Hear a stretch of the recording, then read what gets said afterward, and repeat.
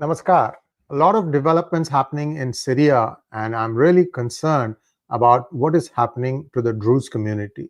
About 6 months ago, I had put a video on PGurus talking about the similarity between the Druze community, the Yezdi community, and Sanatanis. And now it looks like the Druze are fast becoming Yezdi 2.0. Why this ethnic cleansing? And more importantly, why is Trump chiding Israel for supporting the Druze community? See, a lot of questions are coming up. What exactly is US's role? Why is Trump so unhappy with Benjamin Netanyahu for supporting the Druze community? See, viewers, you have to remember that the Israeli armed forces comprises of many communities. It's not just Jews. Many of them are also Druze from the Druze community, because there is a area that in Israel that is populated with Druzes. And the Druze warriors are elite forces. They're tremendous fighters. Perhaps the best of the best in the IDF are the Druze community. And if Benjamin Netanyahu lets them, they'll go and stand up for their Druze brethren in Syria. Why this ethnic genocide attempt being done by Julani and Julani, whatever you want to call him, and why is the West aiding him? Because I'm hearing some horrific numbers. United Kingdom evidently is giving 150 million pounds to Syria, and for what? Well, I'm also hearing that Mr. Tony Blair has got a whole set of people who are now taken over one floor of one of the bigger hotels in Damascus, and they are trying to teach the Julani government on how to govern. At the same time, the Julani government has released 11,000 ISIS criminals that Bashar Assad had kept in jails. All these people are now regularized, and they are all becoming Syrian army fighters. And the 600,000 Syrian army that was there under Bashar Assad now looks like they don't know what to do. They are not being, they were fighting Julani when Julani was trying to occupy. So a lot of confusion going on here. I'm going to try and make some sense of it for you, because I myself am confused and concerned about the track that Trump administration is taking towards this whole scenario. If nothing is done, the Druzes are going to be genocided just like the Yezdis were.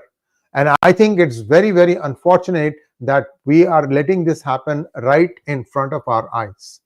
Many of us probably are not aware of what is going on. Let's take a step back. Why was Bashar Assad thrown out? Well, it was believed that United States wanted no room for Russia in the Middle East. In other words, they wanted to be the influencer in the Middle East, and that's why they needed to have Bashar Assad out.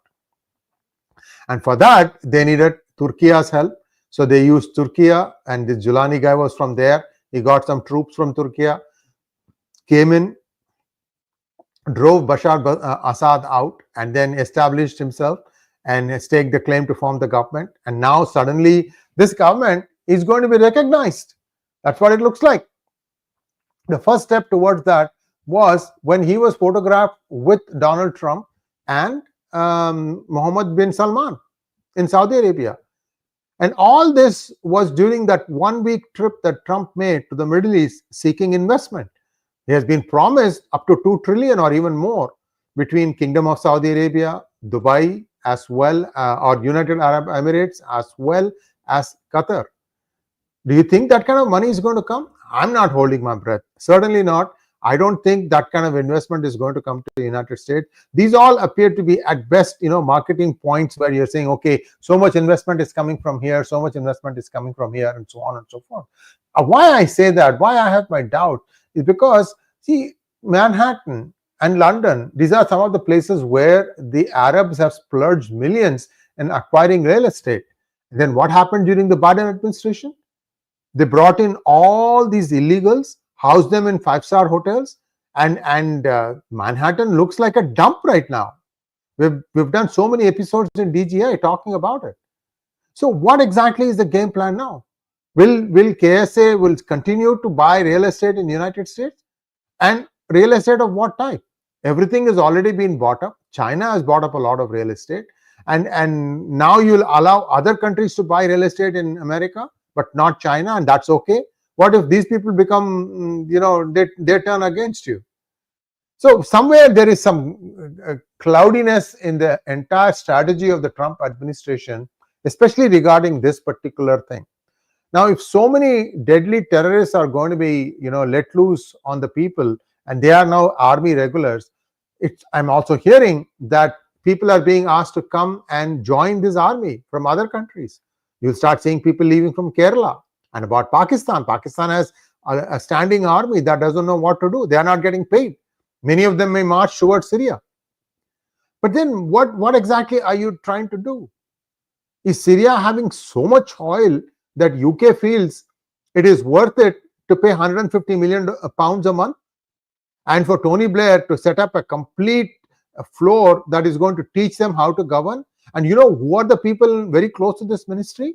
Remember that guy called Jihadi John from UK? His brother, his father are rumored to be in this government. I mean, I am completely bewildered and flabbergasted at looking at what is really going on. In the meantime, I'm also hearing that Abu Dhabi has got some special rights from United States, like they have some technology park zones which are on par with United States, as if it is like a part of US territory. Therefore, new investments from the US can be deemed to be in Abu Dhabi, but they would be treated as if they are on US. This kind of a special deal is being negotiated with Abu Dhabi. What about Kingdom of Saudi Arabia? What about UAE? What about Qatar? They will also start asking, hey, give us the same thing too. What does actually that mean? What does that actually mean? See, the technological workforce in all these countries are mainly from India and Pakistan, and more so from India because of the reliability and the professionalness and the apolitical nature of the workforce that goes to work in the Middle East. So all these things are happening, and I don't see India saying a word about the fate of DRUZE. I told you about DRUZE. We have done a program. DRUZE actually believe in reincarnation. That's why I equated them to being of Sanatani mindset.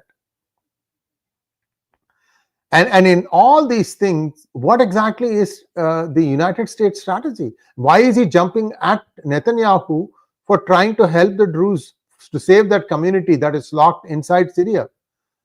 The rest of the people want to come in and smash them up, and the Israelis are trying to keep some of the heavy arms from getting into that small neighborhood. It starts with S. I'm trying to remember the name. It's not coming to me, so please bear with me. But Sadai or something like that. I could be spelling it wrong. So where do we go from here? And I'm also hearing that $250 million investment has come from Kingdom of Saudi Arabia to Syria.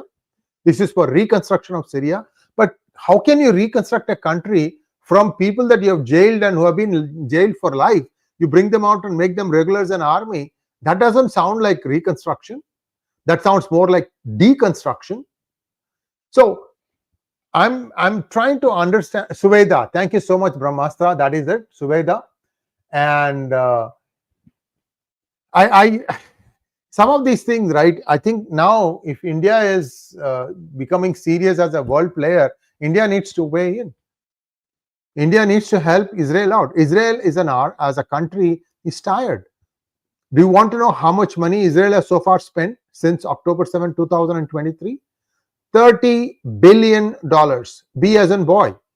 And a lot of that money came from the United States taxpayers' pocket, my pocket. I would like to know what exactly has the United States done? And now why this change in policy and jumping and sniping at Netanyahu for Israel trying to support Druze? Is Israel going to decide that, okay, now I'm going to move in and I'm going to make Suveda part of Israel? Is that what's going to happen next? Is that a good outcome for America? And I'm also hearing rumors, and these are refusing to die away, that Trump's personal family has cut some deals on all these investment opportunities from Middle East. Remember the blockchain stuff that was talked about as part of Pakistan's investment or investment into Pakistan, Balochistan area. So these things are not being clarified by the Trump administration at all. Right now, we are also seeing that Trump is going after the Russiagate perpetrators, Obama especially, and the Democrats are going after Trump, saying that he was also caught with girls. And there are people coming up and saying, yes, I was at this time here, and so on and so forth. Look, all these things have been around for many, many years. Why hasn't anybody proved it? What kind of proof do you have? One might say, oh, well, that person was a child, barely 12 years old or 16 years old, didn't know what to do, more scared than anything else. I completely empathize with that person. But now it is more like a media game. And what about all the free trade deals? What was signed with the United Kingdom, between United States and United Kingdom? We have no clue. Nothing has come out, terms of deal. And tariff, all we know is 10% reciprocal. That is 10% from products of US going into UK and 10% of products of UK coming into the United States. That much we know. Beyond that, nothing more. And the free trade deal that Trump is going to sign in UK in the next couple of days, what exactly is the thing? See, it is believed that the two top points were that there will be free flow of investment from UK into India, and that the Indian workforce will have a easy way of getting into UK to do contracts and essentially try to regularize the workforce, so that you can go for 3-year contract, 5-year contract, like the way Indian workforce goes and works in Middle East, for example. Now UK doesn't want to sign that. Even the so-called deal that Modi is going to sign does not have that. But it looks like India still wants the free flow of money from UK. I don't understand this at all. I'm just very clouded, and I'm a little disturbed, troubled by what is going on, especially in Syria. What's going to happen next? If Israel ignores United States, which it has been doing of late, and goes ahead and puts feet on the ground and occupies Sueda, what will Trump do? But Israel army is tired. They've been fighting for a long time. And how many fronts? Hamas, Hezbollah, Houthis, Iran. So they are tired. Who is going to their help? Why isn't India saying anything about it? I mean, I dread if something like what happened to the Yezdis will be done by the ISIS, because right now the ISIS appears to have reorganized itself and taken rebirth in Syria. And I'm also hearing that there is work to try and recognize the Syrian government by the United Nations, that they are going to move a resolution to recognize it, and they may even have numbers. I mean, if Trump blesses it, that's going to happen. But what's in it for the United States? This is what I'm trying to grapple with. There is some oil in Syria. So US has tons of oil. Along the west coast, there is so much oil that has not been explored at all, because the conservationists would not allow anything to happen, at least in the state of California. And this has been the state of affairs for a long time. I'm just talking about California. Texas has a lot of oil. We have shale oil. So there isn't, this thing doesn't cut sense at all that US and UK are in it in Syria for the oil that Syria possesses. Syria is not Saudi Arabia. Syria is not Iran. Syria is not Venezuela. So what is Syria then? What exactly is the game plan here? Is it like just keep something going so that there will be more arms sold? This is the old story, right? This is the military industrial complex story. Is that what the Trump administration also is doing? I'm hoping that somebody from the Trump administration watches this video and at least in a press conference clarifies what exactly is Trump's strategy or Trump administration strategy in Syria, and what are they going to do in Sueda. It's becoming very, very, very difficult for people to live there. We are human beings first, and this is a determined SD 2.0 like operation being carried out or planned against the Druzes.